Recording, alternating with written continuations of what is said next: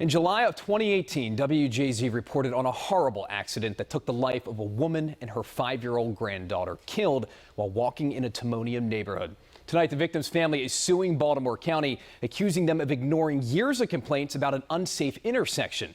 Jennifer and Brian Gaddis tell WJZ they are suing for justice. Justice for a loving mother and a beautiful child. Denise has their heartbreaking story. She was our life, our everything. She was everything that I could have possibly asked for in a daughter. She was funny, she was caring, she was sweet, thoughtful. 5-year-old Delaney Gaddis often spent the night with her grandma, 60-year-old Deborah Limmer.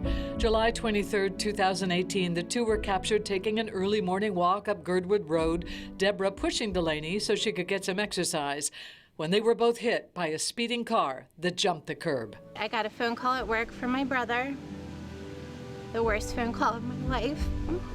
Jennifer is told her mother's at shock trauma, her daughter at Sinai, where she and her husband are met by a doctor. She told us that my daughter's heart had stopped beating. While holding her little girl's lifeless body, Jennifer learns her mother has also been killed, and there is evidence she died trying to shield Delaney. She was just writhing in pain.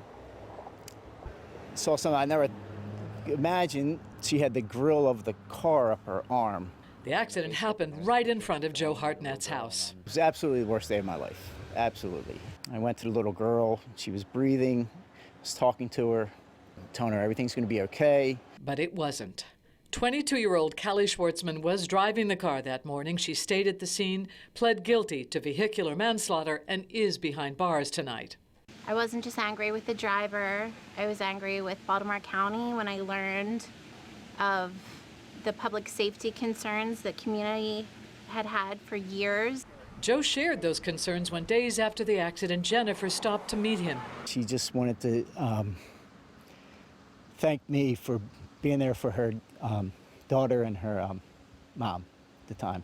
That meeting turned into a mission to get the county to pay attention. They didn't really listen to the people that lived here, the people that warned them that something bad is going to happen. Filed community complaints about speeding and traffic congestion, unsafe road construction date back to 1985.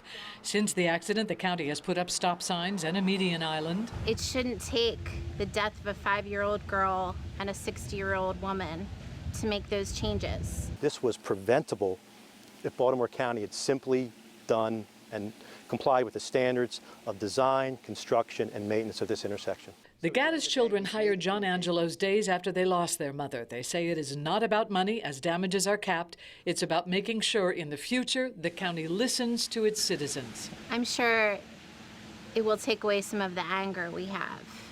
That you live with? That we live with, yes. Anger and heartbreak. Absolutely, every day. I sat with Jennifer and Brian at the neighborhood memorial for their mother and darling girl, and they shared some hopeful news. We thought Delaney would be our one and only. She was all we needed in our life. But after this horrible tragedy, we are blessed with being 28 weeks pregnant with another little girl. The lawsuit has been filed, and Attorney Angelos believes it could go to court within 2 years. WJZ reached out to Baltimore County. In a statement, they said, and I quote, "While the county does not generally comment on matters related to pending litigation, the death of Deborah Limmer and Delaney Gaddis was a tragedy, and the county continues to offer its condolences to the Gaddis and Limmer families and their loved ones."